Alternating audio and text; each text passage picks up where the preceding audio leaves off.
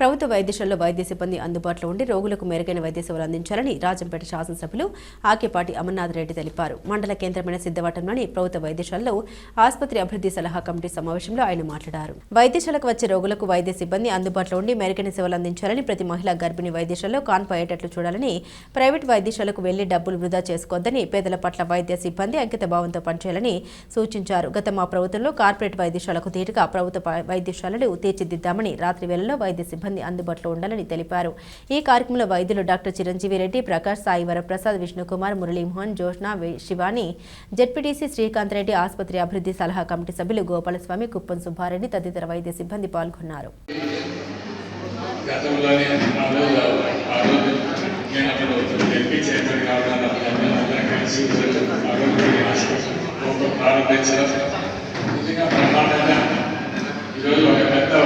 Corporate hospital మాదిరి ఈ hospital ఏర్పడడం జరిగింది.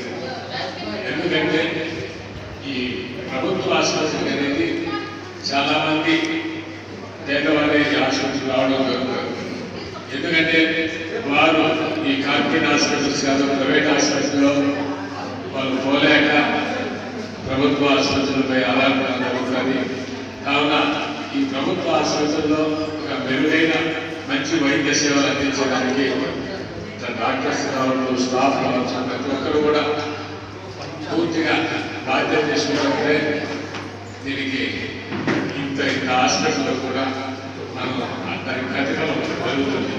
ఈరోజు నిజంగా ఎందుకంటే ఈరోజు మామూలుగా డెలివరీస్ అయితే చాలామంది హాస్పిటల్స్లో మనం వచ్చిన బట్టే ఏదో ప్రైవేట్ హాస్పిటల్కు రెఫర్ చేయడం జరుగుతూ ఉంటాయి.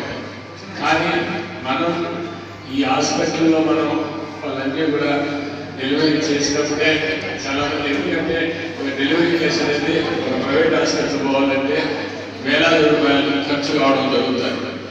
మనం హాస్పిటల్లో ఆ డెలివరీస్ అన్ని చేసినప్పుడే మనం నిజంగా మన పేదవాళ్ళకి మంచి వైద్యాన్ని అందించడం జరుగుతుంది. అదేవిధంగా దాంట్లో పోతా ఉంటాయి, యాక్సిడెంట్స్ జరుగుతాయి. అలాంటి జరిగి వాళ్ళకన్నా ప్రికాషన్స్గా ముందు అందిస్తే నిజంగా వాళ్ళు చాలా మంది కూడా మీకు మరణించకుండా కాపాడిన కావచ్చు. ఏదైనా కూడా ఒక పరిశుభ్రమైన వాతావరణంలో వచ్చినప్పుడు పేషెంట్ కూడా ఒక మంచి సదభిప్రాయం